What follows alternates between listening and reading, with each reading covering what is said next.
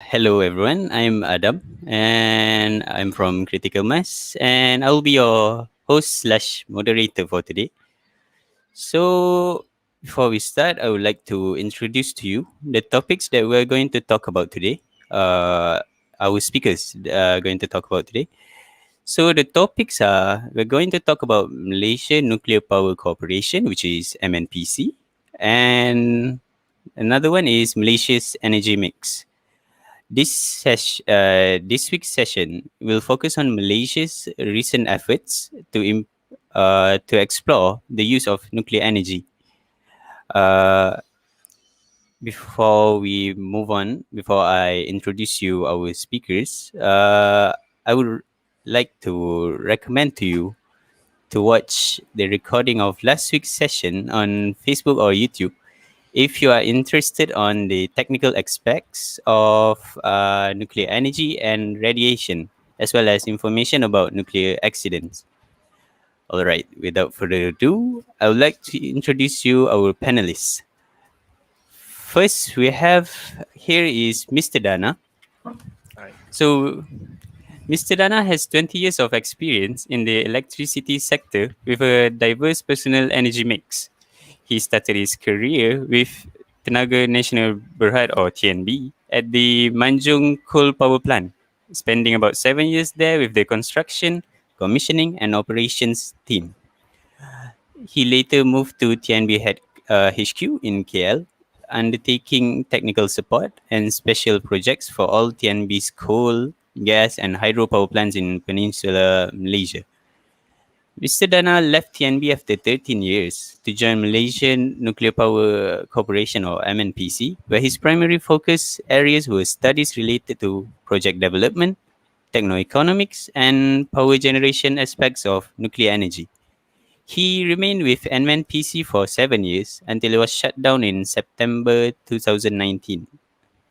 Mr. Dana is currently a freelance trainer conducting management programs for adults as well as STEM education programs for children. He has a degree in electronic and electrical engineering from UCL or University College of London and a master's in sustainable energy systems from University of Edinburgh.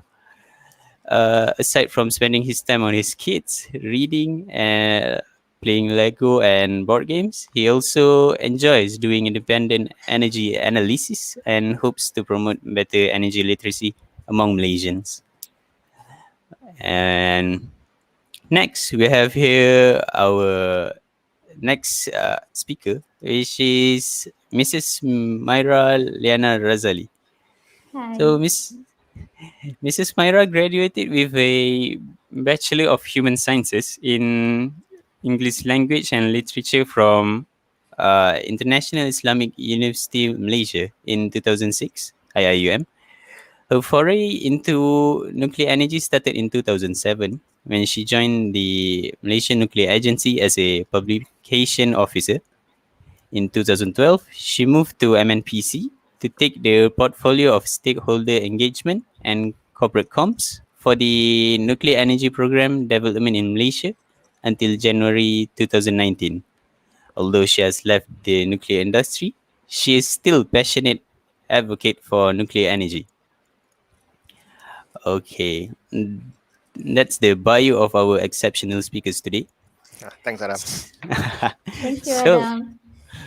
without further ado, I would like to ask our speakers to share a little bit about what MNPC really is and what are its purposes of establishment in Malaysia. I hand it to you, to you both, Mr. Dana and Mrs. Myra. Okay, then I'm gonna take it away. Sure, go ahead. So hi everyone. Good afternoon. I hope you have had a good lunch, but at the same time, I hope you are all energized and awake to hear us speak for the next 1 hour, 1 hour and a half. But okay, then to address Adam's question, right, before we actually go into the purpose of MNPC's establishment, I would first like to bring you back to how the nuclear energy program actually began in Malaysia. Dana, can you start? Yep. So, um, even I may have to point out here that actually nuclear energy idea was explored even before this, but I would say that 2009 is the year we hit our first milestone, because it was the year that the government set up a committee that consisted of national entities to look into nuclear as one of the fuel options in the future. And it was during this time that the energy security awareness was somewhat heightened, and it led to the establishment of this committee and the exploration of nuclear energy. And I must say, globally at the time as well, there was a renaissance of nuclear power. And I think almost, globally, there's a discourse of restarting nuclear power program that's taking shape. And Malaysia was one of the countries that actually wanted to also pursue or look into nuclear as one of our future energy mix. And in 2010, Dana, can you move? Okay.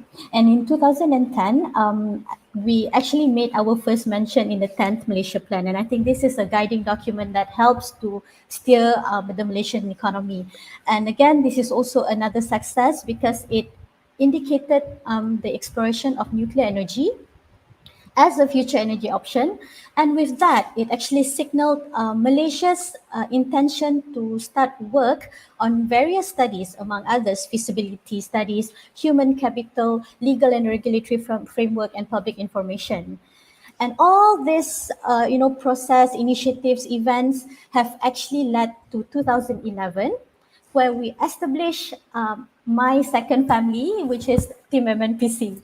So now to address Adam's question, why did we establish MNPC? So MNPC basically is a government-owned company whose main purpose was to embark on a full-on study on nuclear energy, because at the time the government's concern, or the government was striving to address energy security, which was similar context in 2009. Why we're looking at energy security, why the government was really looking into that, was the end in mind was that to fuel our economic growth, and more importantly to honor our commitment to lower carbon emissions. And how the government attempted to address this was really by reducing our dependency on fossil fuel, as well as to diversify our energy mix towards a cleaner and more sustainable energy system. And in some ways, right, I would like to think that MNPC was really an evolution from the committee that was set up in 2009 that I just spoke earlier. By having a dedicated startup or a dedicated organization or entity, we had a dedicated workforce, which meant that we could actually really focus on the work as opposed to have being in a committee.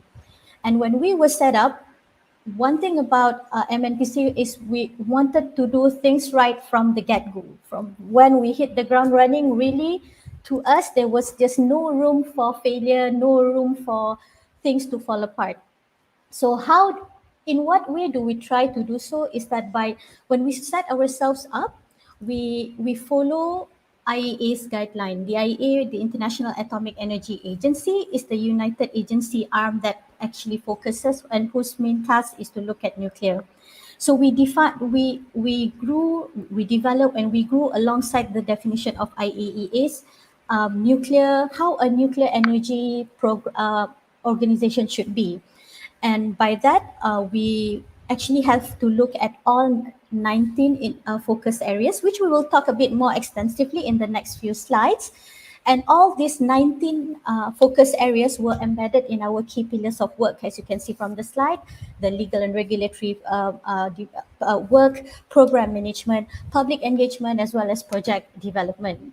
And I have to take this opportunity to sort of, not to say blow our own horn, but the IA and the member states were somewhat, they commended how we did things in Malaysia, because as opposed to other countries, the nuclear energy program organization is somewhat set up like a committee, but Malaysia as well as UAE, we actually set up a dedicated company or a startup to really focus on nuclear. And then moving on, in 2015, this was again where nuclear energy was mentioned in the 11th Malaysia Plan. Dana can click. Yeah, thank you. Okay, this is I remember the day where we had this announcement. We were jumping out of joy because when nuclear energy was somewhat indicated or stipulated in 11 Malaysia plan, it meant that there's progress for us to do our work, meaning there's continuation to work that we were already doing at the time. But more importantly, it showed that we had government support because they are further acknowledging our work and extending our studies into a greater degree. The next one, 2016, I think this is the creme de la creme of MNPC's existence. This was when the IAEA again they came to Malaysia to assess our work and our studies on nuclear power according to the IAEA guidelines. So why we I mean, to me, this was again one of MNPC's biggest success because it shows that our commitment to making things right from the get-go when it comes to nuclear power program. So we always wanted to be assessed. We wanted to be benchmarked against the best nuclear programs in the world, and by having the IAEA review our work along the way, it helped ensure that Malaysia really is in the right path to develop a safe, secure, and sustainable nuclear power program.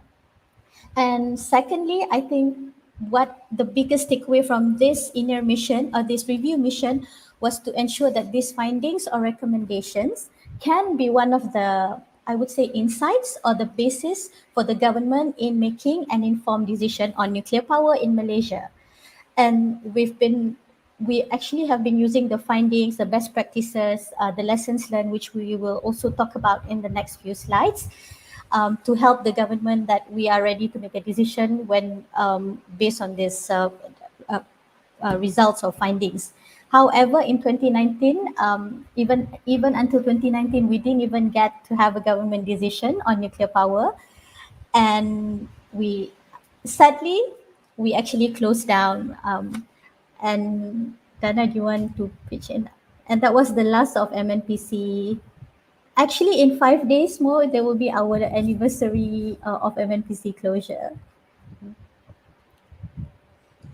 Oh, Yeah, Mute. that's a great summary, Myra. And yeah, and what you said is actually correct. It's an odd coincidence that we're doing this session in the week that we in the 2 years into our final week of existence before the government decided to shut us down. So yeah, I mean, for 2 years the story has gone untold. So I think it's a good opportunity for us to just share a bit more Yeah, about what we did, why we existed, why we did what we did 2 years down the line. yeah. yeah, I agree. Maybe you guys just want to MNPC to resurface again, so people will know. Yeah, Yeah, but there, I think there's a lot of stories to be told. Interesting stories about things that we achieved, challenges that we face, and a lot of lessons learned that I think will be quite useful for people to know about. So it's a good opportunity, and thanks to Critical Mass for giving us this chance to talk about MNPC. That's true. thank you. Yeah, that was a really good. What a journey that was. Yeah, From Myra's explanation. But I'm curious about one thing. Both of you guys are from non-nuclear backgrounds, so how did you guys end up at MNPC, which is a corporation to explore nuclear energy? And what sort of role did you guys have there? Can you explain to me about it? Thank sure. you. Sure. Okay, Myra, you want to go ahead? Sure, no problem.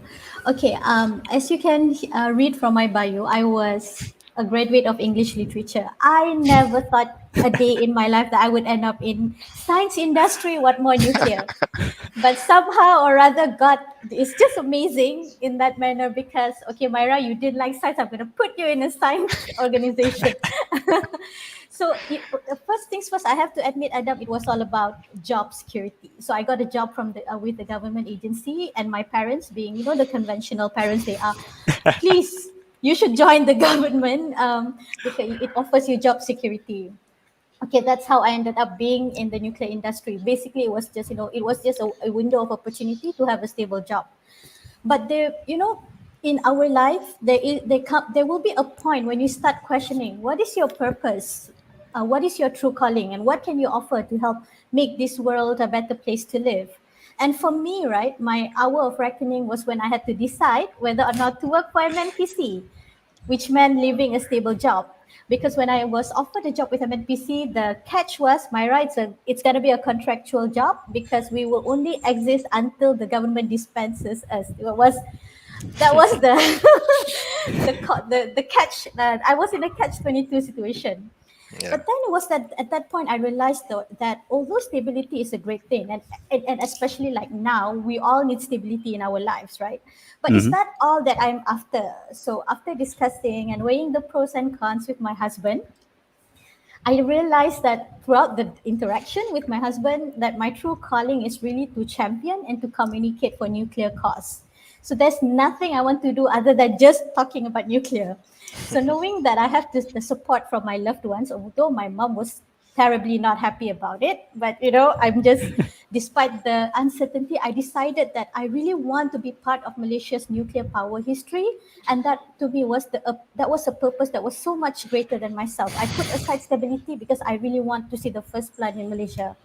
And even though that, well, we have shut down and I have left the industry, even until now, when and where I can, I continue to pursue that call on my life to share the stories of nuclear power and the people behind and at the vanguard of this industry, like Dhana, my team, my MNPC team, family. To me, they are always my second family after my very own. I see. So even though it is a science corporation, we actually need a communicator like yourself, Yes, which is yes, we do. efficient in delivering the infos. Hopefully. Yes, What about definitely. you, Mr. Dana? Okay. Oh, what was your story? Right. So my journey into MNPC. Okay. There's some similarities with Myra and some very distinct differences. So right back at the beginning, right, I was basically kind of, you could say I was born into the electricity industry, lah. My father used to work at power plants, so I spent a Oh, lot of my childhood growing up near power plants, around power plants, living among communities of power plant staff and their families. The friends I went to school with, many of their parents also worked there. So I guess power plants, electricity production has pretty much been a core part of my life for as long as I can remember, lah. You know, so naturally, I ended up deciding to study electrical and electronic engineering when I went for my degree. And then when I finished, I came back. I started my career at TNB. So even there, I wasn't given a choice. My first posting was to a power plant construction site.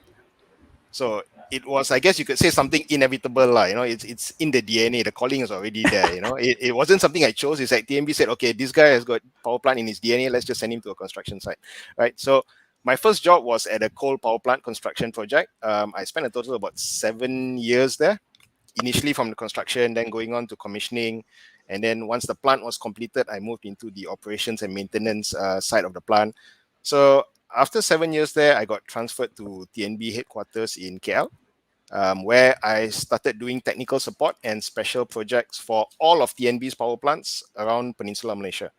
So I guess I kind of evolved from building and taking care of one coal-fired power plant to helping a team look after 10 power plants all around the country, which were a mixture of coal, gas, and hydro stations. Right. So from one source of energy, I expanded a little bit more to 3 different sources of energy. Then sometime during my time in headquarters, I took a year off to do my master's in sustainable energy. There, I learned about renewable energy sources like solar, wind, wave, biomass, biogas, other low carbon technologies like carbon capture, a little bit of hydrogen. And I also spent a lot of time picking up new skills on non-technical topics related to energy, like energy economics, energy policy, energy politics. And that 1 year I spent doing my master's was a very good broad exposure to the entire spectrum of the energy industry, right? So I finished my master's. I came back, continued working for TNB for a while, and out of chance, random chance, I saw an advertisement in a newspaper. It didn't name the company, but it said, we are a government-linked company exploring future energy options for Malaysia. It was a recruitment agency posting the ad basically. So the main reason I applied was I was curious. I tried to Google, I tried to search online and couldn't find anything about it.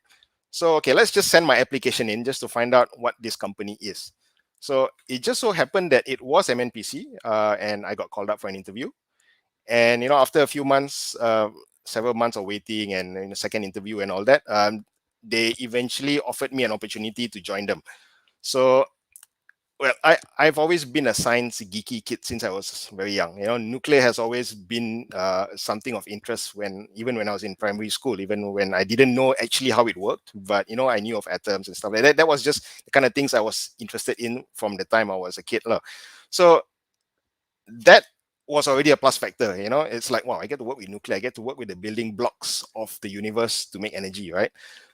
And then I looked at my own personal energy mix. I've worked with coal, I worked with gas, I worked with hydro. I did a year studying renewables. What's missing from my own personal energy mix? And that's nuclear, right? So the opportunity I got from MNPC was a once in a lifetime chance for someone like me who did not have any formal nuclear background to enter the nuclear world, right? So I thought about it, not very long. Similar like Myra, it was a case of leaving a stable job at TNB to join a contractual position at MNPC, right? Where you don't really know how long it's going to last. But the way I looked at it is, right, I love this from the time I was a kid. It's something it's something that's missing from my own personal energy mix. Plus, it's a great opportunity to expand my horizons, like, high risk, high reward. So I decided to go for it. I left TNB and I joined MNPC, and I was there until the very end. So as you pointed out earlier, although MNPC was exploring nuclear energy, you still need people from a wide range of backgrounds, right? Like myself and Myra, we're not from nuclear background, but that we have a role to play in the organization. So you don't just need nuclear experts. For example, if I use an analogy, like if you're going to build a hospital, not everybody on the project team has to be doctors, right? You have a few expert doctors advising, but you still need construction workers, you still need admin people, you still need communicators. So the nature of the industry doesn't pigeonhole the kind of people who have to work there. So with my background in power generation, my focus areas was mainly on the power plant technology side of things, energy economics, project management, aspects of the work that MNPC was doing. But while I was there, I definitely learned a lot more in so many other areas, both nuclear and non-nuclear. So that's, in a nutshell, that's kind of like my journey, how I ended up at MNPC. I see. That's interesting, Mr. Dana. I can definitely relate on that. I mean, Neil deGrasse Tyson once said that scientists are kids who never grew up. Oh So, yeah. yeah, Yeah, so I have this motto, you will definitely grow old, but that doesn't mean you have to grow up. true. Right? Yes. Yes. Growing old is compulsory. Growing up is optional. Right? Yep. That's true. What about the others, though? The other employees in MNPC, what are their backgrounds? Were they from a science background Okay. or same like you guys? Okay. Well, From a nuclear Dana, background, I mean. we can share with you after while we're speaking on the slide. But just to put in context, right? So MNPC was really a very lean setup. So when over the course of our existence or our lifespan, we normally had like 15 to 20 staff. At most, you have 20 number of staff Yeah. at one time. Mm. And I think we were able to keep ourselves lean is because, as I mentioned just now, like we are the agency or the entity that coordinates the nuclear power program planning for Malaysia. And to a certain extent, I think Dana would agree with me here. We did project ourselves as consultant to the government. So the government gave us funding for us to do studies, and we present the data, the studies, and the results back to the government. And in that, we actually leverage on subject matter experts that were already working at other various Malaysian agencies, like Nuclear Malaysia, Atomic Energy Licensing Board, TNB, I can name the Economic Planning Unit, and we collaborated closely with them for our work. And we will show this as well in the next few slides, just to show the kind of great support and collaboration that we actually receive from both public and private sectors when it comes to the nuclear energy program. And going back to the diversity of our background, right? So as far as diversity and inclusion goes, I'm proud to say that MNPC was really a very diverse group. We were, I think, among the small entities that actually champion diversity. And if you can see from the slide, we actually had more women as compared to men. So this actually addresses the women in STEM, girls in STEM. Come on, MNPC has done that way before any other agencies in Malaysia. Okay. And then in terms of age, then if you may click the next pie, when MNPC was established, right? So over the course of our establishment, we can say that only about 20% were over 40s, and Yeah, 25% in when right. they joined, that was like the starting age lah. Correct.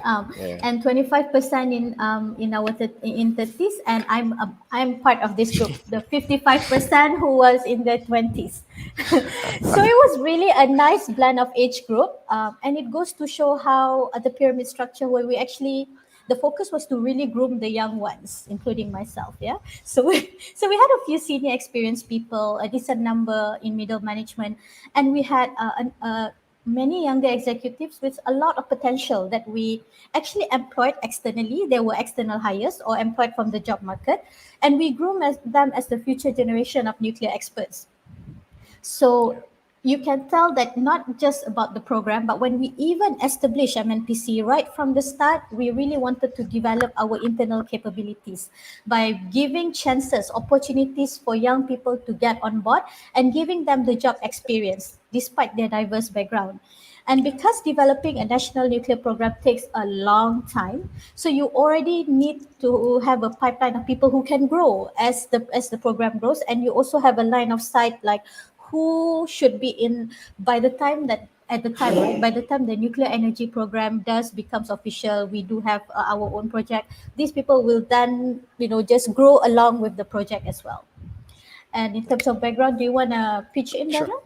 I'll jump in at this point. So as we mentioned when we spoke about the journeys, right? Not everyone at an agency exploring nuclear energy has to come from a nuclear background. So we had about 20% of our staff who were from a nuclear science or nuclear engineering background, right?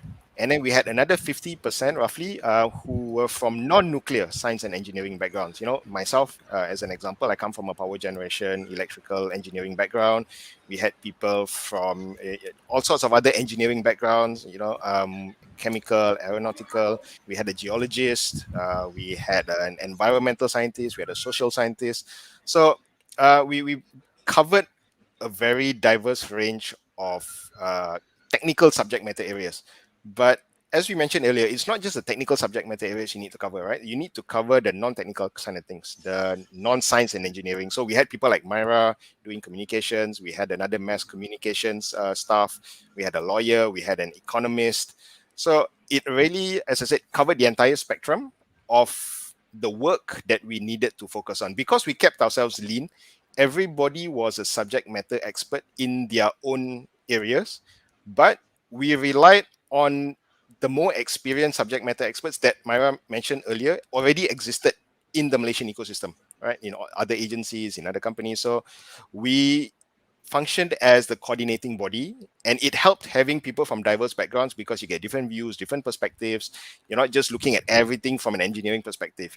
Like Myra would often chip in with, this is the way an engineer talks, but this is not the kind of way we should be talking to the public. So you have a good balance and a good mix of opinions, of ideas coming when you have such a diverse organization, small organization like this.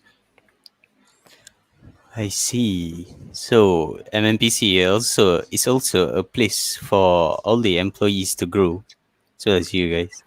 Yep. Okay. Yep. I think like Myra mentioned, it's a long-term thing. So you need a pipeline of people who can grow as the work develops, because the senior people who joined may not necessarily be still employed if the nuclear power program eventually materializes. It's going to take 10, 15, 20, 25 years, right? So at that point, the younger people who came in at the start are going to take on the roles of the senior people. So there's a continuous production line of expertise, of technical capabilities. That was what we were aiming for. Not not a small group of very experienced people. And then, after several years or a decade or so, everybody disappears. So you have a good sequence of people coming through. I see. So Myra mentioned earlier that one of the purposes of MNPC is to diversify energy mix and also to reduce carbon emissions. Yeah. Yeah. So it was also one of the reasons why Malaysia was exploring nuclear. Can you elaborate more on this, Mr. Dana? All right. So I'm going to jump in on this part. Okay, so we're going to take a short detour, I guess, for the next 10 minutes or so to talk about the energy mix for electricity, and because this is going to help us set the foundations for why we think nuclear energy can play an important role and should be considered. Right? I know many of you are watching here today because you want to learn more about MNPC, but just bear with me for this part. We'll get to the good stuff after this. Um, we were not just thinking about building a nuclear power plant just for the sake of having one, right? There needs to be some solid goal that building a nuclear power plant will help us achieve, or a significant problem that building a nuclear power plant will help us overcome. Otherwise, it doesn't make sense to do it just for the sake of doing it. Okay, so but before I jump into that, let me just talk a little bit more about my own mindset when it comes to energy analysis. When I did my master's, one of my lecturers recommended this particular book. It's called Sustainable Energy Without the Hot Air. It's by the late Sir David Mackay. He was a physicist at Cambridge University in the UK. He later became a scientific advisor on energy and climate change to the UK government before he passed away in 2016, I believe. So this is an awesome book. It's actually available as a free legal download at the link. We'll share the links towards the end of the talk later. And he has a great TED Talk video as well. The reason why I bring up this book is that reading this book 10, 11 years ago has probably made the single biggest impact on how I personally think about energy. Because he opens the first chapter by talking about how many people think about energy by using adjectives, descriptive terms: small, large, dangerous, safe, clean, dirty, etc., without really attaching meaningful numbers to these words. When we say safe, safe in comparison to what? When we say clean, clean in comparison to what? Those are just descriptions without actual meaning. So throughout his book, David Mackay tries to talk about energy in terms of meaningful numbers, numbers that we as individuals can appreciate, numbers that we can relate to. And he likes to do what he calls back of the envelope calculations. These are not super accurate, detailed analysis of things, but calculations that are kind of good enough to give us a decent picture of what's going on and get some basic understanding so that we can make meaningful comparisons. So I guess I've been infected with that way of thinking since I first read this book about a decade ago. So even though I'm no longer in the energy sector now, I still enjoy plugging real energy numbers into Excel and seeing what comes out. And in his TED Talk, he has this quote, which I think is great. He says, "I love renewables, but I'm also pro arithmetic," which matches my own perspective as well. Because I like to think about energy in terms of numbers, not descriptions. Okay, so let's make a start with some numbers, and then we'll move on to my own back of the envelope calculations. Right, so first, I want to talk about this thing called installed capacity, because this is the number that most people tend to refer to when they talk about where our electricity comes from. So installed capacity is basically a number that tells us what power plants we have, what type and what sizes they are, right? To get a bit more technical, this number is called power. It's measured in megawatts or kilowatts. So the chart on the left shows the Peninsular Malaysia's actual installed capacity from 2010 to 2018, as reported by the Energy Commission. The chart on the right shows what we are targeting to have over the next 18 years. So these are all our actual published numbers. The reports are available on the Energy Commission's website. You can go in and take a look. All right. So I'm just going to point out some key figures. In 2018, the actual power plants in Peninsular Malaysia comprised 38% coal, 47% gas, 14% renewables. The renewables were mainly hydro with a bit of solar, biomass, biogas. Right. So again, let me just take an aside here. The reason I'm using Peninsular Malaysia is because it's an energy network that I am personally familiar with. I know where to go and get the data, and data is generally easily available online. Because Sabah, Sarawak, they are islands on their own, all right? We are not one continuous network. Peninsula Malaysia is one, Sabah is one, Sarawak is one. So because of that, you have to treat them differently. And I, for one, I would love to extend my analysis into Sabah and Sarawak. I just probably haven't gotten there yet. And, you know, I need to get in touch with people who have, who know where I can get these sources of information, because it would be great to see a whole Malaysia perspective. But for now, the kind of independent work that I'm doing is focusing on Peninsula Malaysia, because that's just what I'm familiar with. So anyway, let's fast forward to what our policy makers have projected. These are not numbers out of thin air. This is in a published document. This is what they have projected. In 2029, Peninsula Malaysia is planning to have 36% coal, 36% gas, 28% renewable energy.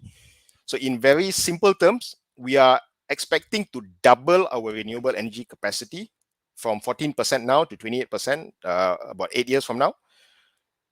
Coal is going to remain about the same, late 30%, and gas capacity is going to reduce from 47 to 36.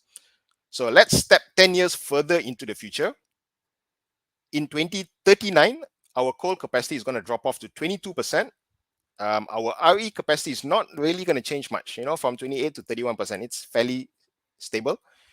The reduction in coal is actually going to be taken up in gas. So in 2039, we're going to be back to 47% gas, similar to what it is now. All right. So this is what the policymakers have laid out based on their own analysis, which I don't have access to the details, but this is what they've published. So these are the numbers that I'm using. So the key thing to remember at this point is that installed capacity tells us the size of the power plants that we have built. Right? I'm going to keep coming back to that point again and again. So you just bear with me while I repeat the same things a few times. So moving on, right? Now that we have a handle on installed capacity, let's talk about actual energy that's been generated. This number tells us how our power plants are being used. Earlier, it was what we built. Now it's how we're using them. Right? This is called energy. It's measured in megawatt hours or kilowatt hours, which is what is shown on your electricity bill. Now, the key point here to take away is that energy and power are two completely different things. You know, it's not exactly the same, but you can think of it this way. Power is kind of like the size of your car's engine.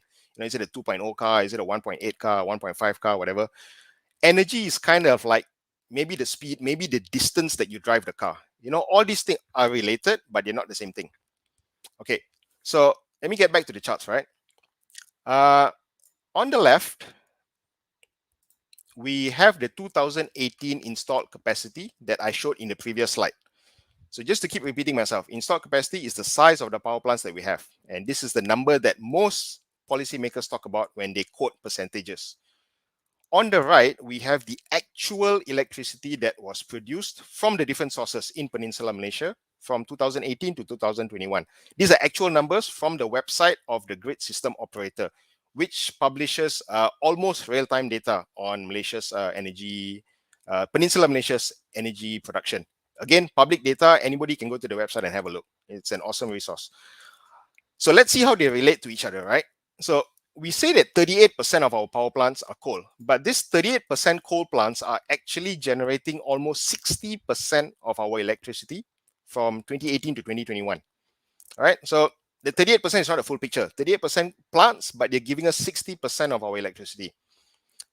47% of our gas plants are producing only 36% of our electricity. So, you know, we have almost half our installed capacity of gas, but they're only contributing about 1/3 of useful electricity. But even worse off are renewables, right? We've got 14% installed capacity of renewables, but they're only giving us 5% of actual electricity. So the point I'm trying to make here is that installed capacity, which again is the number that most people quote when they talk about energy mix, doesn't really tell us where the actual electricity is coming from. There are a lot of other factors that influence how we run our plants. The price of fuel, you know, what's cheaper, coal cheaper, gas cheaper, the level of water in our hydroelectric dams, which is determined by rain. But on the other hand, clouds and rain will affect the amount of sunlight that's falling on our solar panels. You know, haze will affect that as well. So there's a lot of factors that determine how we use our plants. So just if I can ask all of you listening in today, right? The next time you hear someone talking about the energy mix, just do me a favor. ask them if they are referring to installed capacity or electricity generated. If they say installed capacity, that's fine. Ask them again, how much actual energy is that capacity going to give us? Because if they're giving you numbers, percentages, you deserve to know that they are giving you the right numbers that show you the full picture, not just a partial view, right? So moving on.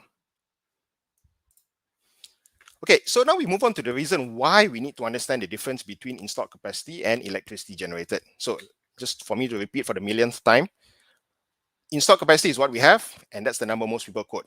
Electricity generated is how we use what we have. They're not the same thing. And it's important to understand this because this relates to emissions. Emissions relates to climate change. And climate change is kind of like the end goal that everybody is going on about, right? So knowing what we have is not enough to get the full picture about emissions because these are just the plants we built. We don't know how we actually use them. What creates emissions and causes climate change is how we use what we have. Okay? I'm going to use a transportation analogy just to drive home this point, no pun intended. Imagine that our coal plants are large lorries that create a lot of emissions. Imagine that our gas plants are just regular petrol cars that most of us have. Imagine that our renewable hydro and solar plants are electric vehicles that don't produce any emissions when they run. If you were to visualize Peninsular Malaysia's electricity mix this way, we can say that, we have 4 lorries, we have 5 petrol cars, and we have 1 electric vehicle. That's kind of the way you can look at how they are proportioned to each other. So if we just look at the installed capacity number, which is the number most people quote, right? Maybe we'll think it's not that bad. We've got more petrol cars instead of lorries. So okay lah, it's not that bad. We use more gas. That may be an assumption. But that's not really the case because we have to look at how much we're actually using these vehicles. We get a completely different picture. We may only have 4 lorries, but we're using these 4 lorries for 7 months of the year non-stop. Okay, we have 5 petrol cars, more than lorries, yes, but we're only using these 5 petrol cars for 4 months in a year. And the single lone EV there is just going to be used for 1 month in a year. So emissions doesn't come from what vehicles we own. It comes from how much we use these vehicles, right? So this may seem like a simple point that I'm repeating again and again and again, but it's actually very fundamental to how we should view the impact of the energy targets that people are setting, right? And sadly, a lot of people don't get the full picture when all they look at is just installed capacity. Okay, now I'm going to bring everything from the past few slides together and we'll see how they all fit in, okay? So in 2019, Peninsular Malaysia generated 126 gigawatt hours of electricity. This may seem like a big number. That's hard to appreciate. Even for me, it's like, what's 126 gigawatt hours? It's just a very large number, right? So I'm going to try and present it like how David Mackay does. This 126 gigawatt hours is kind of equivalent to about 13 million 1.5 horsepower aircons running 24 hours a day for 1 year. That's still a big number, yes, but hopefully you can imagine it in more relatable terms now. Now that's the aircon that you've probably got installed in your bedroom, running non-stop for a year in 13 million households around the country, right? That is how much electricity we used up in 2019. So that's what we generated. So how much emissions did that cause, right? So that created about 73 million tons of carbon dioxide. Again, it's a massive number that doesn't really hold a lot of meaning. So let's bring it down to earth. Let's make it more relatable. That's almost like an average of 8 kilograms of carbon dioxide emitted per person per day in Peninsular Malaysia. So kind of imagine everyone you know, filling an airplane hand carry luggage bag, which I'm sure many of us haven't used for over a year now. I don't know whether mine still works or not, whether the zip still work, the tires still work, right? So imagine taking your hand carry bag that you use to get on planes, stuffing compressed CO2 into it until it's at the maximum weight capacity you can carry on board, 7 kg, and then you overload it a bit more. going out to your house and releasing all that carbon dioxide into the air every single day. You and everyone you know. That's how much pollution, how much waste that our energy system is creating right now. Okay, so people may ask, so what? What's the impact of that? Right? Okay, fine. Global warming is one thing, but what personal impact is that going to have to me? So I'm going to use some numbers from a website called Our World in Data. We Malaysians have been using that site quite a lot over the past few months because we want to show the progress of our vaccination program in comparison to other countries, right? We've been using Our World in Data in terms of COVID and vaccination quite frequently. I've seen a lot of people post about it. So they also have excellent numbers on emissions, on climate change, on something also called energy mortality. Energy mortality is what is the effect of emissions on human health. So if I just, they've sort of compiled numbers from all around the world and they've done some figures on it. So we sort of know what is the impact of coal, what's the impact of gas on human health. So if we dump all these numbers together, back of the envelope calculation says that we can expect roughly 1,900 potential deaths or health issues per year just from power sector emissions alone. All right. So again, back of the envelope calculations, not 100% accurate numbers, but just to get a baseline so that we can compare different scenarios after this, right? Now that we've established a baseline, let's do a thought experiment, right? Let's do a thought experiment. If you're a Disney Plus subscriber like me, and you're a fan of the Marvel Cinematic Universe like me and my daughters, you should be familiar with the concept of the multiverse by now, right? So let's imagine an alternate timeline where we can take all the 2039 targets that were set by our policymakers and make it magically happen right now. Okay, instead of happening in 2039, we take those targets and we make it happen in 2021. So imagine in 2021, we only have 22% coal, 47% gas, 30% renewables. What impact is that actually going to have if we assume the electricity generated doesn't change? Okay, so we're going to take everything from 2039, we're going to make it happen right now. It's going to reduce from 73 million tons to about 62 million tons. That's a decent drop, not too bad, right? Instead of dumping 8 kilograms of carbon dioxide per person per day, we're dumping 6 kilograms. Again, a 2 kilogram drop. That's 25% reduction. Fair enough, better than nothing, right? Energy mortality drops from 1,400, from 1,900, sorry, to 1,400. Again, 500 healthier people is pretty decent. But let's ask ourselves, right? This is the actual plan that we have for Peninsular Malaysia for the next 18, 20 years. Is that amount of change something that we are going to be working towards? Is that a good enough change to work towards for the next 18 years? 18 years of investment, 18 years of effort, only to get a mere 15% reduction in the total amount of CO2 that we're dumping into the sky. That's not a number that makes a lot of sense for an 18-year plan. All right, let's bear in mind there's a lot of assumptions that we've built into our back of the envelope calculation. We're assuming electricity demand is the same. We're assuming the technology stays the same. But all these are variables we can't predict anyway. So the best we can do is try and make some apple-to-apple comparisons with the numbers that we have and see where it goes. Okay, so let's explore one last multiverse before we close out this part. One final thought experiment, right?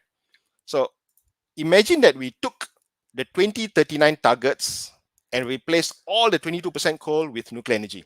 What impact is that going to have? All right. So one last what if experiment. Emissions are going to drop to 23 million tons. All of that is going to be coming from gas, right? So we're dropping from 73 to 23.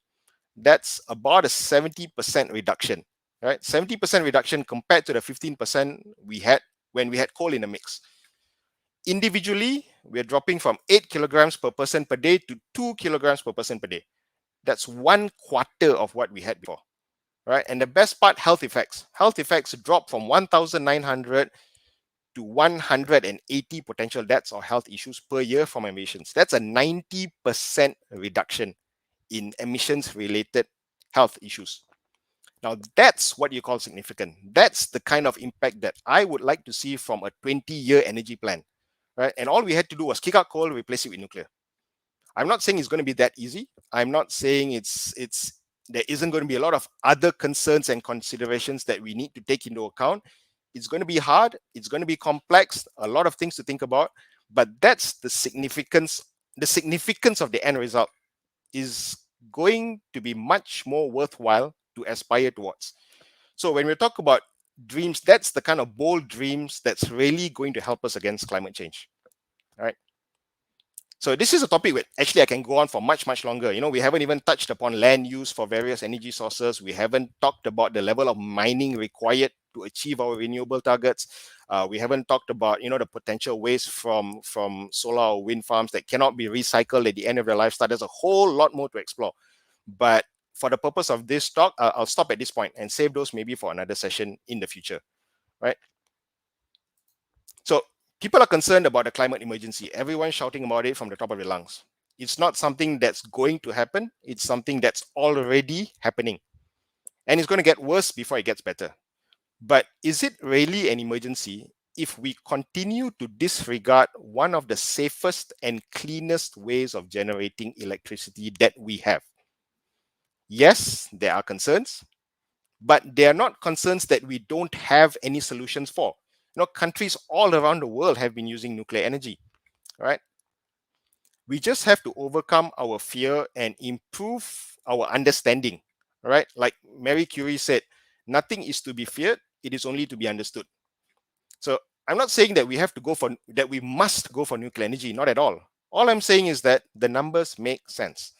We don't have to say yes right now, but we shouldn't dismiss it totally just because of fear. If this is really a climate emergency, right, we need to keep all low carbon options on the table for consideration, because that's the ethical thing to do. If we just ignore nuclear energy because we're afraid, then I have to ask myself, when does the real climate emergency start? Okay, so I guess in a nutshell, that's pretty much, I hope that gives you some idea. It may not give you all of the answers, but I'm not looking to give you all the answers. I just hope that this triggers more questions in your mind to make you curious, to go look for those data sources, to just think about the energy mix from a completely different angle. And later on, I'll post up my social media contacts. Feel free to get in touch if there's anything about here that interests you and you want to discuss it further. So I'm going to close out the energy mix section by saying thank you again for giving me the time to talk about this. I love talking about energy literacy, and this is a great opportunity to share those thoughts, which I've been doing all on my own with Excel for the past 2 years. It's a good opportunity to share it with you. So I'll pass it back to Adam, and let's move on to the main topic, which is supposed to be MNPC. Thank you, Dana. That was a really detailed energy mix explanation. I guess a good take home knowledge from that is next time people ask, when people tell you about energy mix, you can ask them whether it is installed capacity or electricity generated. Yep. So that's a really good presentation. It's more clear to me now. But let's move on to. I want to ask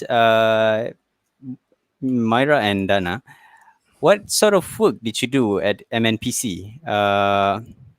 Can you tell me about it? Thank you. Okay, so let's put the slides up. Hang on a minute. Okay, so I'll start off this one, and then Myra will jump in a bit. So MNPC's work was very much guided by a framework that was developed by the International Atomic Energy Agency, the IAEA. Right, it's called the Milestones Approach. This document is freely available on the IAEA website. Anyone can go get it and have a look. Right, it was developed so that countries who are exploring the use of nuclear energy can have a common reference to use as their guide. So this milestones approach thing, it sort of outlines 3 distinct phases with a clear boundary to move from one phase to another. So phase 1 are the pre-project activities, things we need to do before we make a decision. Because even to make a decision, we need to have data, we need to explore options, we need to be informed. That's what we will use to make a knowledgeable, informed decision whether or not we want to proceed. So moving from phase 1 to phase 2 requires a confirmed government decision that the country does want to have a nuclear power plant. Right? Phase 2 is all about the work to prepare for the procurement, the construction, and all that kind of stuff. And it's going to involve more detailed studies, plus perhaps some more solid commitments from the country itself. And then at the end, moving from phase 2 to phase 3, you need the country to be fully ready for procurement and construction, which happens in phase 3. And milestone 3 is the end of the line when the country is ready to switch on its first power plant. So for Malaysia, we were always in phase 1, right? During MNPC's existence, there was never any decision on having a nuclear power plant. It was always about doing the necessary preliminary work so that we can make an informed decision at the right time. So this is one point that I need to emphasize on because it's often misunderstood. Just because MNPC existed doesn't mean that Malaysia was definitely going to use nuclear energy. No, we were exploring it as a possible long-term option within the guidelines of the IAEA framework for phase 1, right? So, and again, just to repeat, phase 1 is work that we need to do before a decision is made. And I think Myra would agree on this point. Using the IAEA as our benchmark and our key reference was important because we're kind of approaching our perspective, our work on exploring nuclear energy from a neutral perspective, right? The IAEA is an international agency under the United Nations. So as a country, by following the guidelines of the IAEA, we can take an unbiased perspective of our exploration of nuclear energy. We're not sort of tied to any country or any particular technology. We're not influenced by any geopolitics that's going on. We get to look at all options because the IAEA looks at what all countries are doing. So we get to look at everything on the table and figure out which of these options makes sense to us as Malaysians for the kind of targets we want to achieve. So if you look at the milestones chart that is from the IAEA document here, right, they estimate about 10 to 15 years for a country to progress from the start of phase 1 to the end of phase 3. That may seem like a very long time, but it's actually not far from the truth because it's kind of reflected in many new countries that have actually built or are building their first nuclear power plants, right? I'm just going to quickly jump to the next slide. So this is timelines for 4 new countries. These are countries that never had nuclear power plants before, and they started building it over the past couple of decades, right? The first is UAE. UAE, United Arab Emirates, is a country rich with gas, but they decided that using nuclear energy makes sense for them. It's a cheaper, cleaner form of energy to use compared to gas that they indigenously have, right? So they can export the gas and use nuclear energy for themselves, which is cheaper. They took 12 years from the time they made a decision to the time they switched on their first unit, which happened last year. It took 12 years. Belarus is another country, no nuclear power plants. They started building one. They took about 14 years for the entire process. They also switched on their plant last year. Bangladesh, yes, you heard me right. Bangladesh is building a nuclear power plant. They estimate that they'll take 17 years. They took 10 years to go from a decision to the start of construction. They're expecting to complete their first unit in 2024, right? Last but not least, Turkey. Turkey took a bit longer to their preparation work from decision to construction, but they estimate that they'll only take 5 years to complete their first unit. All right. So if you look at all this on average, it comes out to about 15 years. So the sort of benchmark timelines that the IAEA mentioned in their reports is not too far off from what is actually happening out in the real world. So even like the thought experiment I mentioned just now, imagine that we knock off all coal plants and have nuclear in 2039. So if we were to decide to have a nuclear power plant today, it will probably only materialize 2039, around there. So that sort of thought experiment kind of makes sense if you look at what's actually going on in the world, right? And Dana, if I may add, Sure. If we want to compare ourselves against the UAE had a perfect journey all throughout, and that took Correct. them 12 years because UAE had money to burn. They can just spend on whatever technology that they want, so they had no issues with financing or funding. And from my perspective, they do not have much resistance from the public.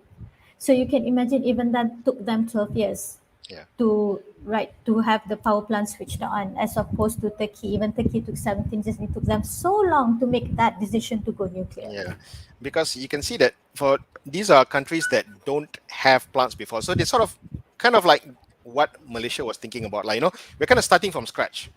right? So we actually have to build up the infrastructure, the human capacity. We have to engage the public. So, and if we're gonna think about building nuclear power plants, we have to do it right, because you only get one Yes. chance to do it right. So, if it takes time to do it right, it's worth taking the time to do it right. Yeah. Hmm. So I'll pass this on to Myra to talk about a bit more about the nature of work. Okay, so now moving on to the nature of work, right? I think just now we spoke about, Dana spoke extensively how in whatever we did in the past, MNPC really like measured themselves or aligned themselves or benchmarked themselves against the IAEA milestones approach. And within the IAEA milestones approach, we do have the 19, the IAEA calls it infrastructure issues, but I would like to call it keyword areas that I actually mentioned earlier in my presentation. So when we were established, these were the 19 keyword areas that we had to look at. And I must say though, this 19 key work areas that you can see, it's, if I have to use like a proverb for it, it's the northern star for countries who are either starting to explore or restarting their nuclear power program. Mm. And these 19 focus work areas become the guiding pillars of our work, and they become the mainstays of which our pillars of work actually lie upon. And if I may just summarize, because this may be a bit too overwhelming to actually talk about, basically all these 19 areas, I don't know why the IEA has to pick 19. They could have just picked a better number. But anyway, let's not go off tangent. All these 19 areas basically represent a list of things, or I would say actions, that a country has to do throughout all the three phases that Dana actually mentioned earlier on.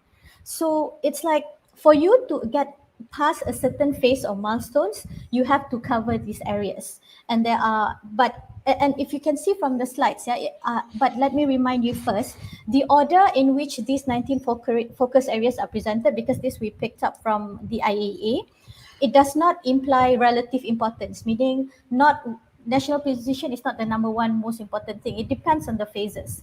So depending on the phase, some of these areas will require, I would say, greater degree of focus or resources. Like in the case of Malaysia of or MNPC, all these 19 areas were embedded in our work and in our studies.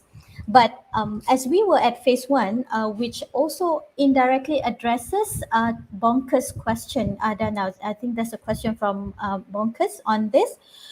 So because we were at phase one, like Dana mentioned, we put a lot more attention, or I would say we invested our resources more in, just among others, yeah, just saying it on top of my head, it's building human capital development. We put a lot more resources on stakeholder involvement, and also in building the national position in getting the government to decide whether or not we should go nuclear. Also the regulatory framework as compared to other areas, because remember, at this stage, and I must repeat this again and again, we were at the stage of building the foundation for Malaysia's nuclear power program. So we haven't really gone really down the rabbit hole into siting, into radiation protection, funding and financing. We did cover, but it was not extensive because it was not required at phase one. So I guess that explains that this, like on the 19 key work areas throughout all three milestones as endorsed by the IAEA. Mm. So if you want to ask what was MNPC's work, basically this was our work, lah. Exploring Yes. all these areas in different, I guess, different levels of detail, as Myra said. What was critical in phase one is different than what's critical in phase two. So Yep. the broad scope of the nature of work involved looking at all these aspects, lah. I see. Okay, but what you reckon? Since Malaysia is still in phase one, we haven't got through phase one yet. So, what do you think? Which one of these focus areas do you think is critical for Malaysia? I mean, Like, for those who's in phase one. like I mentioned just now, we human resource management, because we need to look at the pipeline that we had. Because it takes a long lead time. Do we have enough workforce? Not just workforce, capable workforce for the program. The stakeholder involvement and human resource actually add up. You will see it taking precedence at all three phases, because at all three phases these two key things have to be addressed. I would say national position is also critical, because it's like passing, Lord of the Rings. Before you pass that gate of Mordor, you have to pass one test. The national position, we haven't passed that yet, but that's why we actually did quite a lot of work in terms of building the national position on nuclear power. But I must say again, Adam, we actually look at all, but it's just that more work, a lot of our resources were invested on national position, human resource, stakeholder involvement, Yeah. regulatory framework, even legal framework. We actually look a bit more on that in phase one. Ah, I see. I get what you mean. Yeah. So building MNPC's the purpose of MNPC is to build a nuclear power plant. I mean, to explore nuclear energy. Yep. So it's a big task.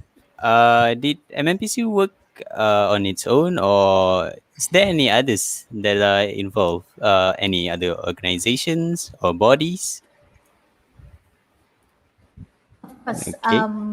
Yep. we cannot we because remember Dana and I, we kept mentioning we have always wanted to keep MNPC as clean as possible and as Mm-hmm. cost effective, because at the end of the day the end in mind is to make sure to get us, for the government to make an informed decision. Although we have diverse talents in MNPC, but we also recognize that we need to work with other government ministries, government agencies, even private sectors to actually get to an informed decision on this project. And I have to give credit where it's due, that it's these stakeholders, the national stakeholders that you see in these photos, they have kept us lean and efficient. And we cannot be more grateful to have had great support from national stakeholders. If I may pick up again, the Malaysia Nuclear Agency, Atomic Energy Licensing Board, these are from the nuclear industry that has been with us from day one. But we also had TNB, we had the Economic Planning Unit, Ministry of Energy, Ministry of Science, even environment. We've had all this Yeah. support. Finance. Finance, All sorts of people. financial Yeah. situations, a lot of work. Remember the 19 focus areas just now. So Mm. our Mm-hmm. collaboration with stakeholders would depend on these focus areas actually. Yeah. So because I mean we recognize right at the start that Malaysia already has subject matter experts in all these areas that are already working, either with the government or with government linked agencies or somewhere within the ecosystem of Malaysia, there are people who are experts. So MNPC's job was not to reinvent the wheel by having, individual experts to replicate that whole thing. We, as we said before, we're the coordinating agency. We tapped into the pool of national talent that was already available to help us achieve the goals that we mentioned earlier, to look into the IAEA issues and all that. So it was, I think, over the 7 years that I was there, I felt that it was truly a national effort, a national initiative, because we, as Myra said, we got help from a lot of people. They offered their advice, they offered their technical expertise, management expertise. So we could not have done it without the large team of non-MNPC people who contributed their time, their knowledge, their skills to help us on this journey. So it's not, whatever we achieve is not just MNPC's achievement alone. It's actually a Malaysian achievement. That's what I feel. Yep. I see. So it was a team effort. Yes, Yes, very yes, much a it national was. team effort. Yeah, It's not just MNPC, it was really a national team effort, correct. yeah. We were just the guys driving the bus, but we had a lot of people with helping us at the back. Yeah. I see. Yeah. So, despite being shut down, I mean, it's sad really that MNPC had to shut down. Yeah, but I want to know. I'm curious to know. I bet the audiences are too. What were the main successes of MNPC during its glory years? uh, okay, so like I said, we did a lot of work related to what the IAEA recommended that we needed to do in phase one, right? Because we're a phase one country. So one of our key achievements was when the IAEA reviewed all the work that we did for phase one. As I explained before, these are work that is focused on things that need to be done before we make a decision. And we use, as Myra mentioned, the IA milestones framework and the 19 infrastructure areas as our guiding star. So Part of that entire process is that we get to invite the IAEA over to review what we've done and assess how well it meets the requirements for each phase, right? Um, so these are all news articles which are available on the IAEA website. You can go on there, have a search, have a look, and read up on it. But we invited IAEA to review our work in 2016, right? And a panel of international experts came to Malaysia to do a week-long assessment. There were news reports published in local press, and as I said, there's international coverage as well. Uh, I can say that in a nutshell, the IAEA were very impressed with the work that MNPC and all our national stakeholders had done up to that point, right? Um, One of the conclusions from their review was that Malaysia has developed a considerable base of knowledge and is actually well prepared to make an informed decision about introducing nuclear energy. That was one of the findings or one of the highlights of the IAEA review, right? They said that we did do a lot of work and we have the body of knowledge to make an informed decision. They said that as a country, Malaysia, again, and this is not MNPC alone, but this is the entire group of people we were working with, MNPC and all the other agencies, right? We have a very good understanding of the 19 focus areas that Myra spoke about earlier, right? They highlighted several good practices that would be useful for other countries to emulate. For example, um, we have allocated Malaysia has allocated an appropriate level of resources required for phase one. Not too much, not too little, an appropriate level of resources, right? So the kind of resources in terms of manpower, in terms of funding that they sort of expected that a phase one country needed to have. So, and also that we established the processes for human capacity building. We developed our staff, we developed not just our staff, but people in other agencies, and we brought up the level of nuclear competency at the national level. They also made some suggestions and recommendations on areas that we can improve on, which included strengthening government commitment, enhancing public awareness. So they helped us look at what the gaps in our work were and what areas that we can focus on to address those gaps so that we are in a position to move beyond phase one if the government were to decide on that. So the positive outcome of this review was actually a very strong validation that even though as a country we had not yet decided on nuclear energy, we were on the right track, we were doing things the right way, if I can say it that way, right? Another big achievement, which I think this is sort of more internal to MNPC, is I feel the development of our staff. Right at the beginning, Myra spoke about the fact that we had 20% very senior experienced people.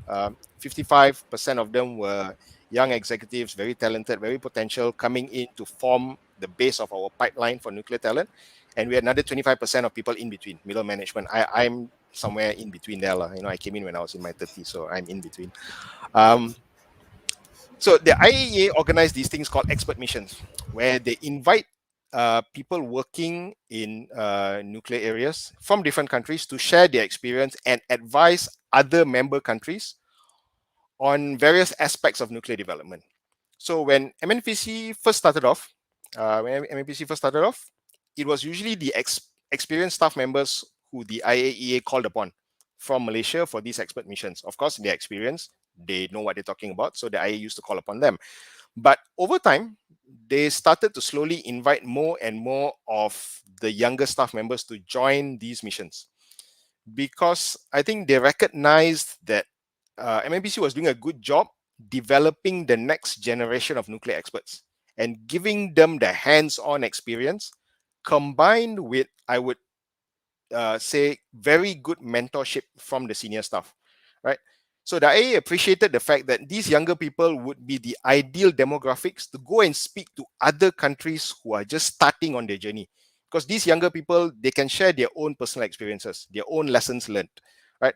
So we had our economics expert going and advising other countries. We had one of our engineers going and talking to Saudi Arabia. So we had a lot of our talent going and speaking to other countries about the kind of things that we learned on our own journey. So aside from the big national picture, I think for both Myra and me, we would agree that the recognition of our staff who joined MNPC without really much solid nuclear background, but the way they were developed to the point where they were recognized internationally is, I think, a very good feather in our cap, I would say. So it's kind of validation that we did things the right way. We develop people, we focus on the right areas to the point where the knowledge that we built up would be of value to other countries. So I guess to me personally, that those would be the two major successes, like the in review mission and staff development. I don't know whether Myra has anything that she would like to add on that in terms of her perspectives of achievement. Yeah, I think I'm in agreement with you as well. Then I think this has been really like I said, the icing on the cake, and it wasn't just an MNPC achievement; it was a personal achievement for me as well. So that's how I took these things personally in terms of career lah. Yeah. I see. So the there is a lot of work actually. Yeah, it Uh, was actually. Yes, a lot of blood, sweat, and tears went into that. yeah, but in order for us to actually implement nuclear energy in Malaysia, we need public stress. We need public's fear to subside. Yep. So I so public engagement is really important in this aspect. So what were MNPC's initiative in mitigating this problem? Well, I think we can show some slides Sure. how we actually built up our engagement. Yeah. A So picture okay. says 1,000 words, right? Yeah, True. exactly. And the proof is in the pudding. They say so. The pudding in this case are our photos.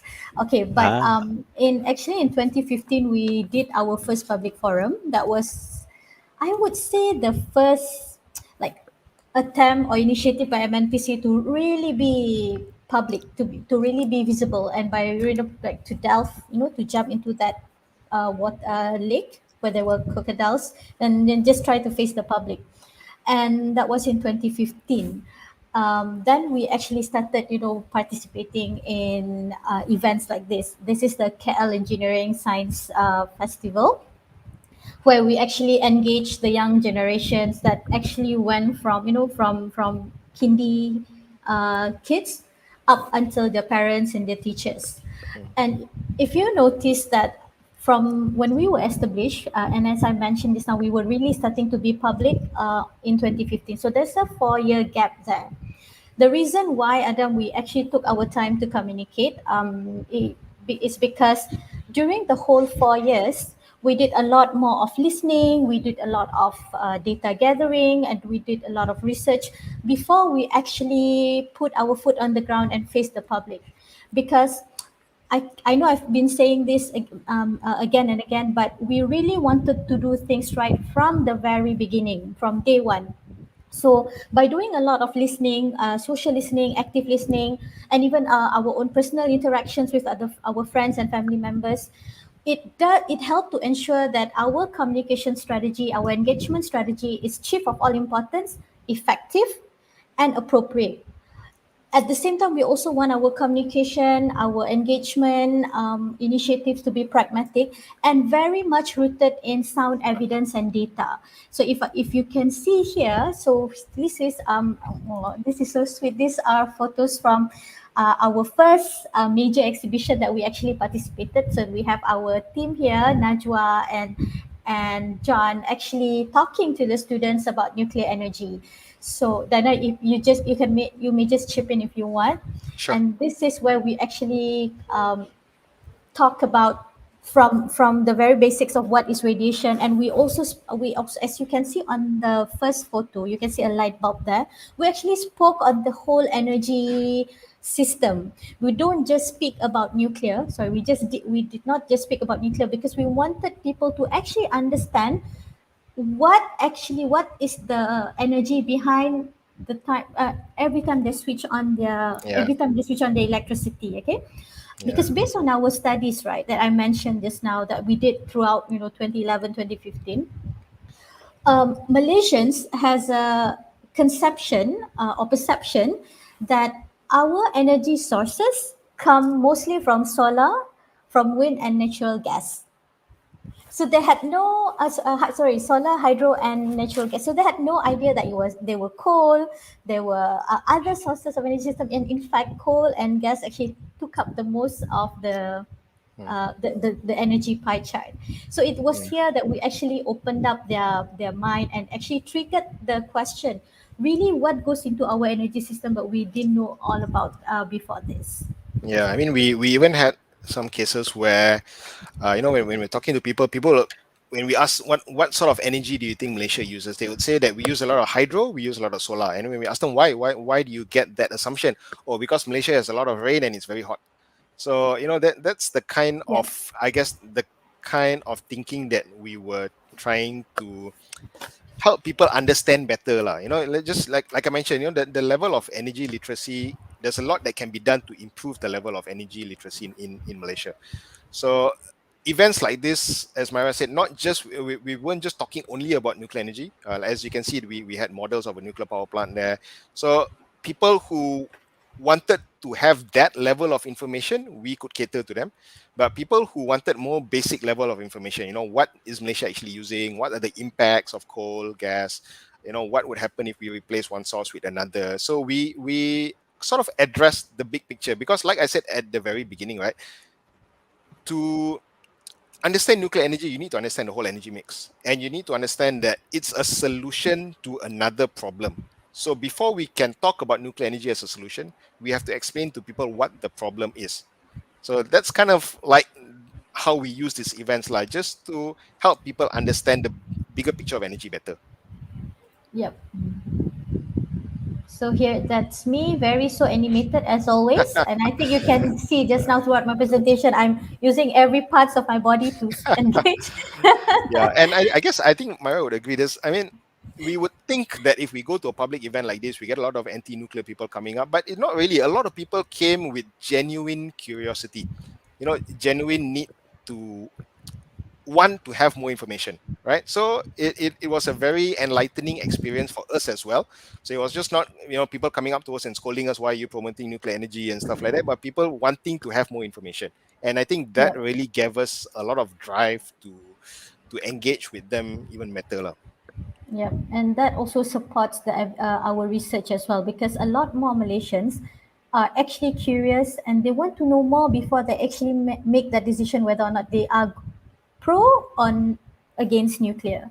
So Yeah. that sort of supported our studies actually. Yeah, and if you can look in the photos, and if you notice, we were trying to go, we're trying to communicate with people in a slightly non-traditional way, not just having Yep. posters up and that kind of stuff. We wanted to have more hands-on activities, engage Yep. people, get people thinking with their hands. So we had, like, virtual reality apps on tablets, so they can actually see what an actual power plant looks like, things like Yep. that. We came out with an energy mix game using Lego, where kids get to build their own energy ecosystem, and then each type of energy has their pros and cons. They have to buy different energy types, and different energy types will take up different amount of land, cause different types of pollution. So we create these kind of games to make people learn without realizing that they're learning, right? Yep. But they walk Yes. away with a better understanding of the energy mix, about what role nuclear energy can play, rather than us just standing in front of a poster and talking to them. True. I Yeah. see. Yeah, so yeah, this was the wall that Myra mentioned. We tried to compare what does it take to power a 100-watt light bulb for a year, 24 hours a day. So we just listed all different sorts of energy sources, but this was back in 2016. So if anybody's going to run through the numbers, they may not be valid Accurate. like 5 years Yeah. from now, right? That's true. Yeah. So this was Yeah. another. Yeah, Myra, you want to talk about the banana radiation thing? Yes, I think the in the previous KL exhibition, KL Engineering Science Festival, we actually put front and center the logo of radiation. So we Mm, wanted to just, if I may recap, Ikwan's our previous panelist last week spoke about unlearning. So we were trying to unlearn people's perception or meaning of the of the radiation symbol. So the year after, we participated in similar exhibition, also KL Engineering Science Festival. So we repackaged the information. Hey, let's go bananas. What do you want to know about radiation before you go bananas? So things like that. So we had, there are like quizzes, like the acrylic boxes there. So we would ask you, do you know how much radiation, or what is it? What is equivalent with the radiation? Is the equivalent radiation dose when you, for example, if you eat bananas, or if you actually smoke, or I can't remember per se exactly what were the little Yeah. bits of info we put there, but that's how we repackage our information. We try to evolve or grow the knowledge base Yep. when we engage people, even though we will meet different public every year. But that was how we actually evolved our communication subjects when it comes to nuclear. Yeah, it's kind of like what I mentioned earlier, right? Because we talk about, oh, it's very radioactive. Is it safe? Is it not safe? So we just give people numbers and let them compare. So living next to a nuclear power plant is this much radiation, but if you take a flight Yep. from Malaysia to somewhere else, you're exposed to X amount of radiation from the sky. If you're a Yep. smoker, you're exposed to X amount of radiation, right? Yep. If you eat tons and tons and tons of bananas, like I think Ikwan mentioned this in our first week's session, banana has potassium. There's an isotope of potassium which is radioactive, so it may cause that as well. It's not serious, please eat bananas. But yeah, we tried to repackage information into numbers that make sense to people. Correct. So I again, see. we have model plants there. We talk about the fuel mix. So again, just giving people hands-on learning experiences rather than lecture-based learning experiences. Yeah, the picture on my left there is actually my daughter. She was 8 year old. She was 8 years old at that time. She's been a constant companion with me throughout my time in MNPC. So this is her talking to her peers about, at their level, how a nuclear power plant works. Right. So That's she's Dana's way of Dana's cheap labor. yeah, exactly.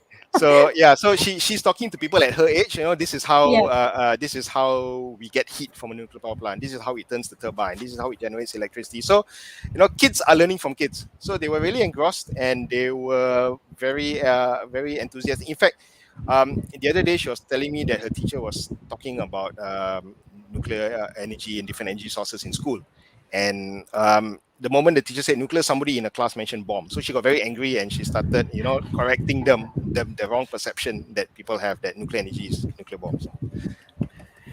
I guess that's a very creative way for you to engage with younger audiences by giving your Yeah. kid the knowledge she needs, and she Yeah. can one day she can be like you Of and be course. a nuclear Nah, advocate. she'll be We've better groomed than me. them well, Adam. Yeah. So let's wrap up with the last few pictures, I guess. Yeah, I don't think I'm gonna go deeper. But apart from the young generations, the parents and the teachers, educators, we also engage with the media. So we also updated them along the way. What were the progress of MNPC?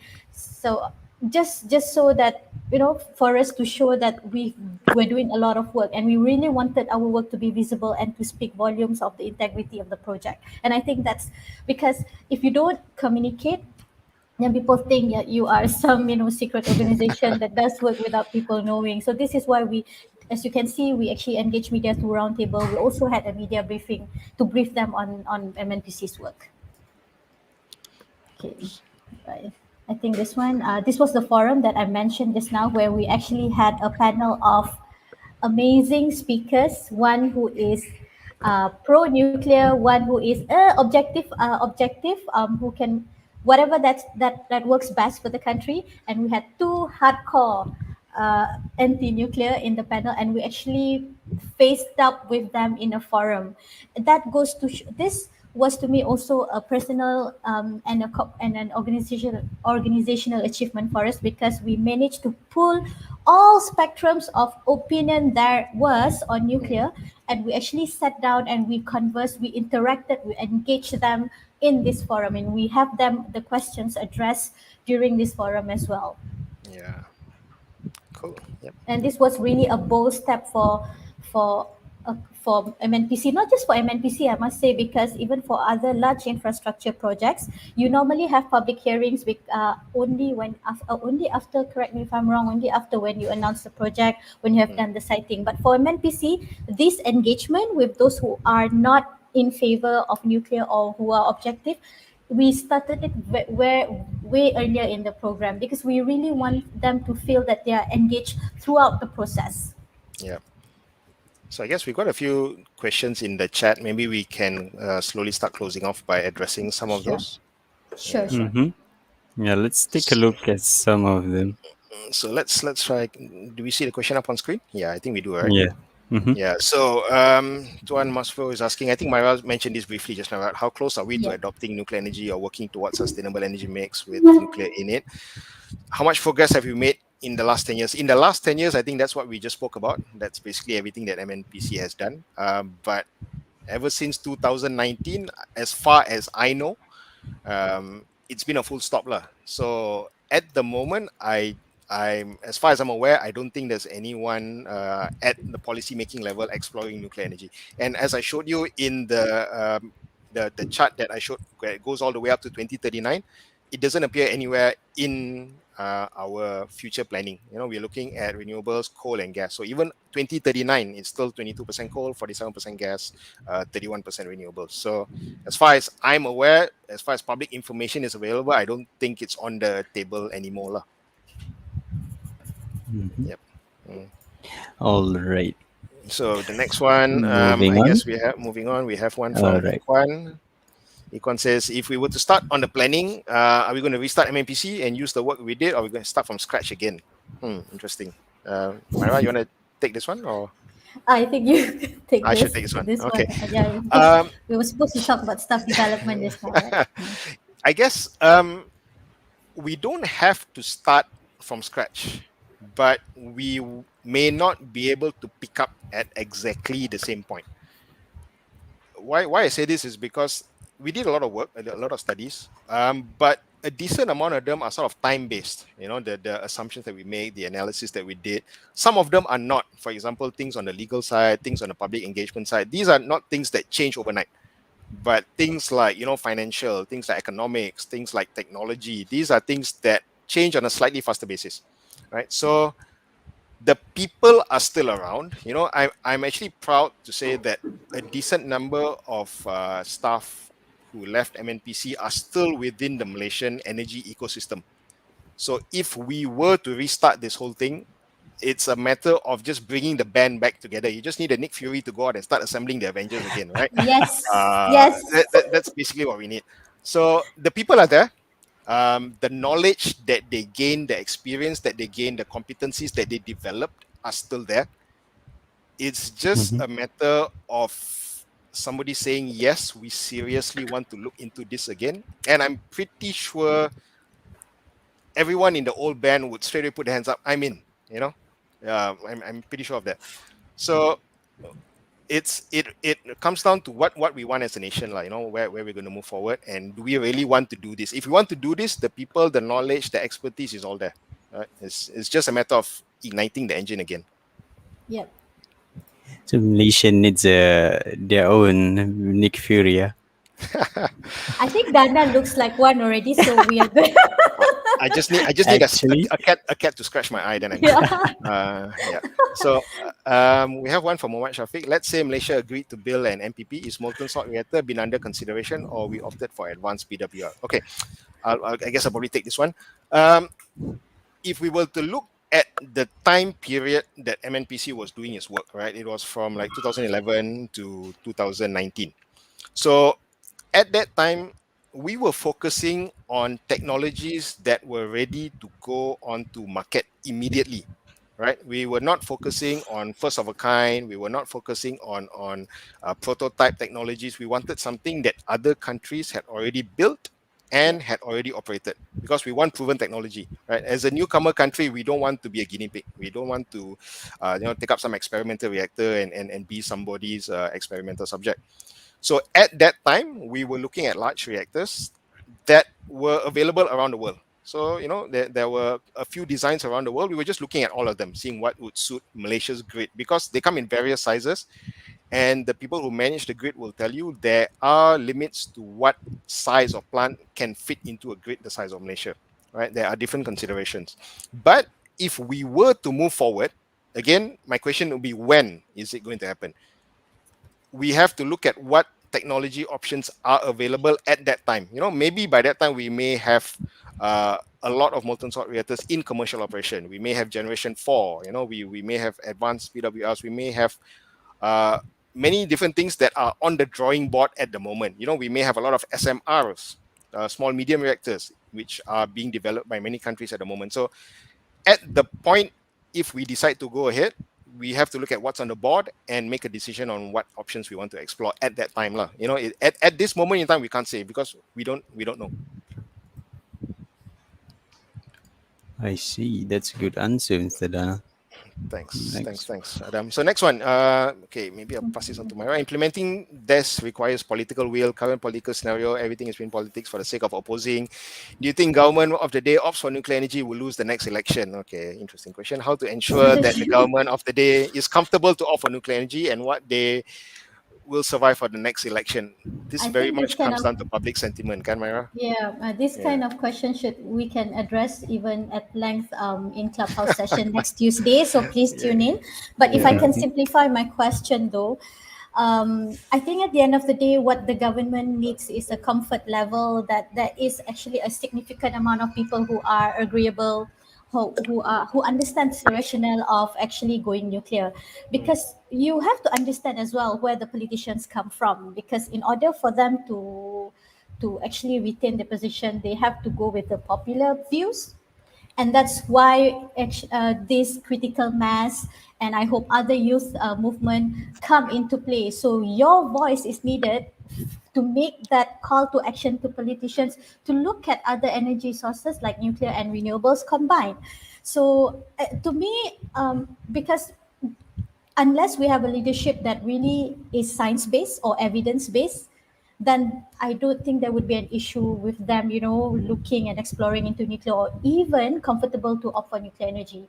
But Yeah. this is why it is actually really in this spirit that critical mass, and I'm sure other youth organization that are for climate change should actually get together, have your voice loud and clear, and cut through the noise of the leadership, as well as get youth voices to be also seated at the policy making table, and that's Yeah. how you can actually make it happen. Betul. And I think somebody pointed this out, would have been in last week's session, maybe, that before this, all our efforts to explore nuclear energy have been top down, right? So when the top Right. changes, policy changes. Correct. But with things like critical mass, like Myra mentioned, let's try to build a bottom up momentum, because at the end of the day, politicians will want to satisfy the electorate. And who are the next generation of electorates? You guys, you young people, you just made a big victory with Undi 18 recently, So, Yep.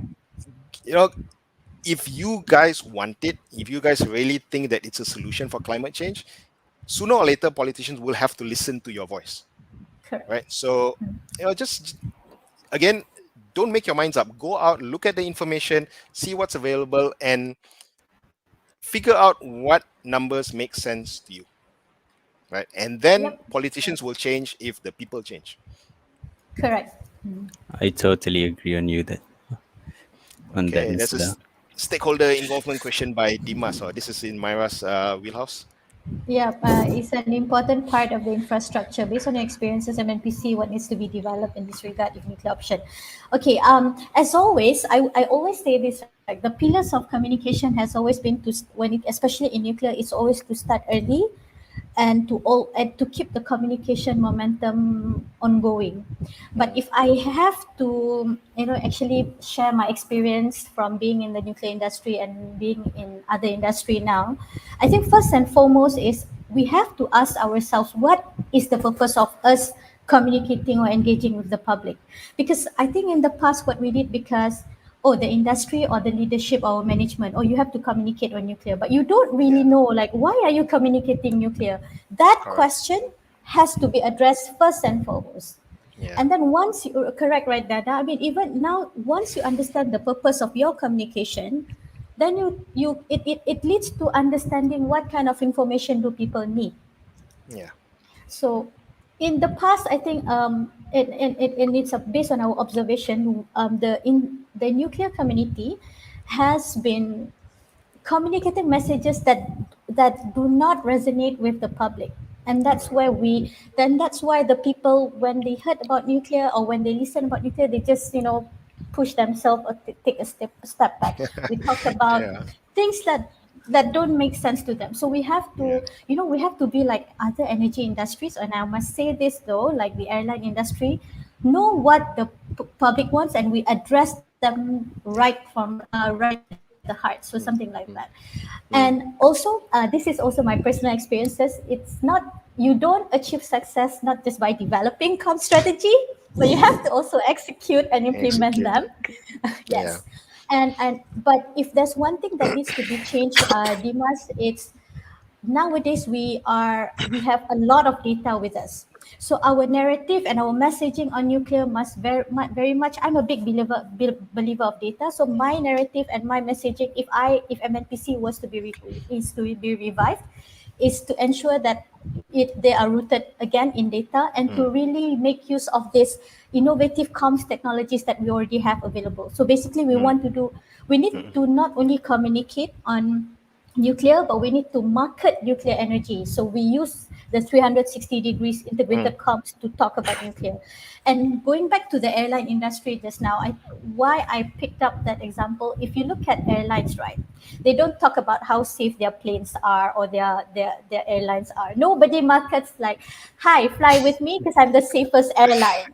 So they talk Yeah. about, things, cheap tickets, and they have the most comfortable seats, business seats, economic seats, where they have wide leg room. So that's how they actually attract people to buy into the idea of going into a flight.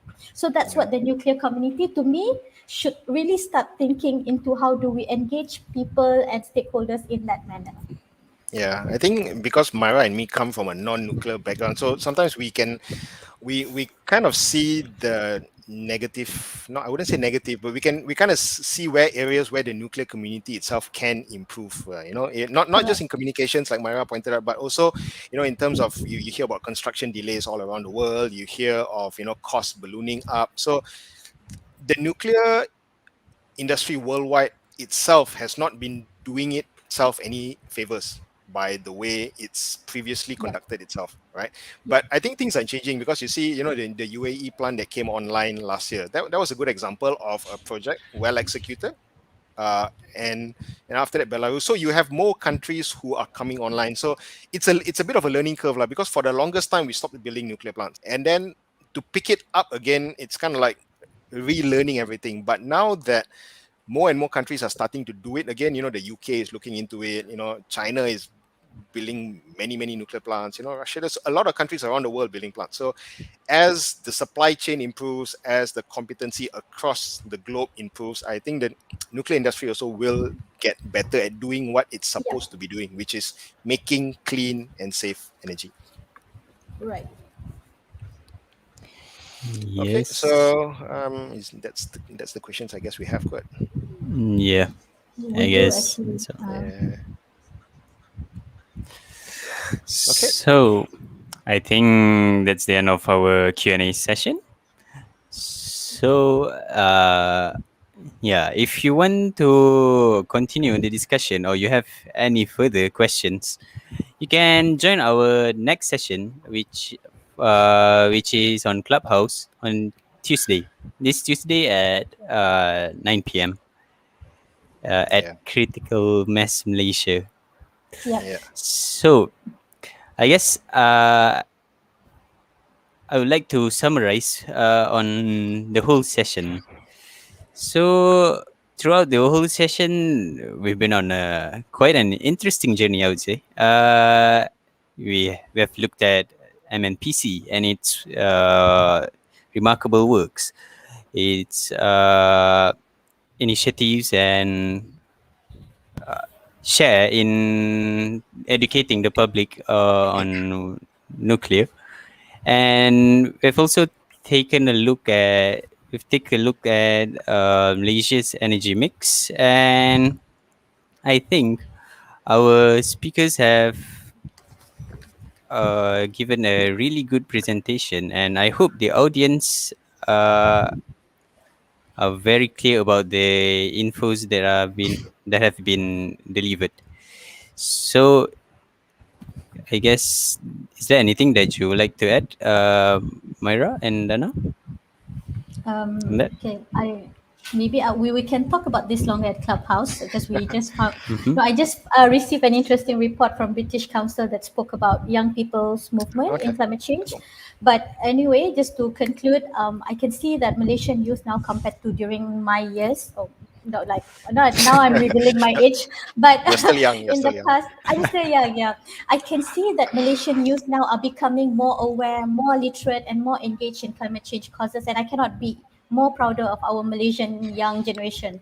But I do hope to see more active and aggressive youth movement for climate change, and of course for selfish reasons for nuclear.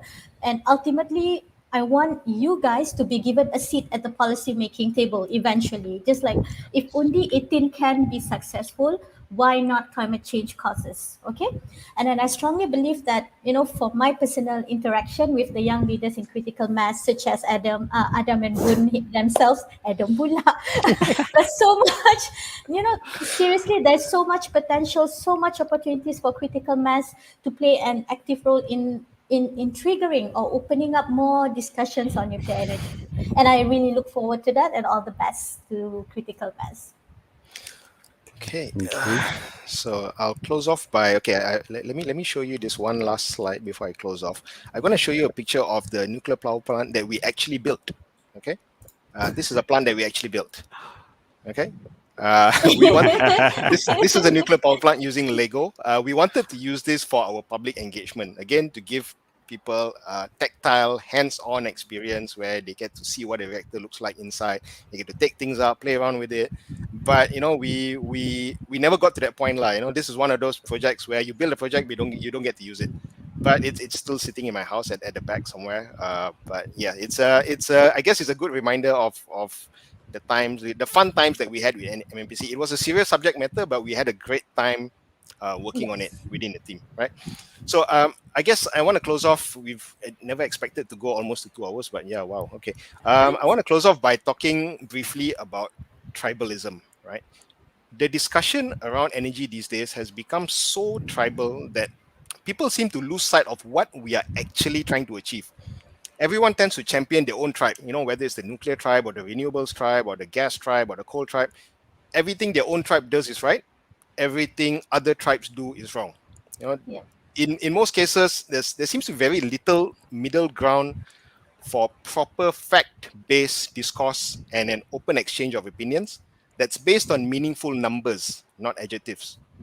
So I come from a background where I worked on or I've studied a very diverse portfolio of energy sources: coal, gas, hydro, renewables, nuclear.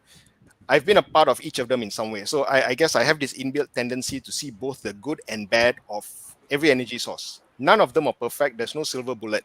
All of them have Yes. their pros and cons. So with that perspective, I personally try my best to be solutions focused, not technology focused. And the only solution that's worth focusing as far as energy is concerned is how we can make our energy mix clean, sustainable, affordable, and safe for everyone. Now, if we are really serious about achieving that, we need to break down all those tribal barriers and keep ourselves open to all options because time is running out. We don't have the luxury of having a wait and see attitude. We don't have the luxury of planning something for the next 20 years when its impact is not going to be as significant as we think it's going to be, right? The climate doesn't care about your politics. The climate doesn't care about your opinions. The climate doesn't care about what you shout about on social media. The climate only cares about facts and science. From where I stand, facts and science tells me that we need to take drastic measures to reduce fossil fuels because that's what a climate emergency means. So, when so to finish off, when nuclear and renewables are fighting against each other, fossil fuels win. But if renewables and nuclear can find a way to work together, that's how fossil fuels lose. And that's the kind of future that I want to aspire towards for my kids. All right. Yep. Thank you very much for the time that all of you have spent today. I appreciate it very much. Thank Thank you. you. Yep. Thank you for joining us. Yes. All right. Thank you, everyone. Take care. All right. Oh, by Thank the you. way, See you on Tuesday. last slide. We are on social media, so if you want to get in touch, yep, that's our LinkedIn, Twitter, Instagram address, and join us on Clubhouse on Tuesday to have a chat about this further. Yep. Bye. See Yeah. you.